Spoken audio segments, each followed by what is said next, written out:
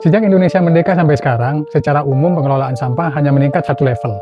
Dari sebelumnya membuang sampah sembarangan, menjadi membuang sampah pada tempatnya. Yang selanjutnya, sampah itu dibawa ke TPA, atau kalau ada yang didaur ulang, hanya sekitar maksimal 10% lah.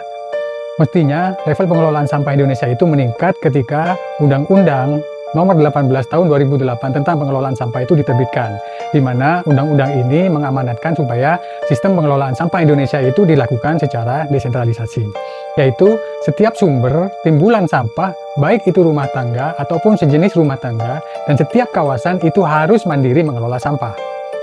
Dengan demikian, pengelolaan sampah lepas dari ketergantungan pada TPA. Para penyusun undang-undang tentang pengelolaan sampah ini tahu betul bahwa ketergantungan pada TPA itu adalah bom waktu bagi masyarakat, pemerintah, swasta, dan lingkungan. Karena terus membuang sampah ke TPA akan menyebabkan TPA overload dan penuh. Dan itu sudah terjadi sekitar 3 tahun belakangan ini. Sekarang, bom waktu itu sudah mulai meledak satu persatu. TPA-TPA dengan sistem open dumping banyak yang penuh, dan pemerintah pusat maupun daerah belum memiliki solusi yang sesuai amanat Undang-Undang Pengelolaan Sampah. Mereka masih terus mencari upaya membereskan masalah sampah dengan membuat TPA-TPA baru.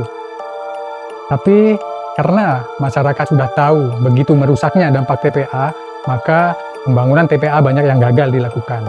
Maka sekarang pemerintah pusat, provinsi, kabupaten, atau kota, sampai pemerintah desa mencoba mencari solusi masing-masing, salah satunya dengan membakar sampah. Pemerintah pusat, provinsi, dan kabupaten atau kota mau membakar sampah untuk dijadikan listrik, sementara pemerintah desa-desa membeli insinerator untuk membakar sampah menjadi abu. Semua cara membereskan sampah ini tetap sentralistik. Sampah dari sumbernya dipindah ke suatu tempat untuk selanjutnya diolah atau dibakar.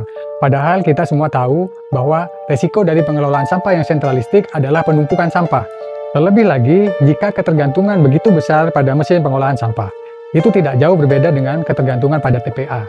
Maka itu pun akan menjadi bom waktu dan sewaktu-waktu akan meledak ketika mesin-mesin pengelolaan sampah atau mesin-mesin pembakar sampah itu mengalami kerusakan.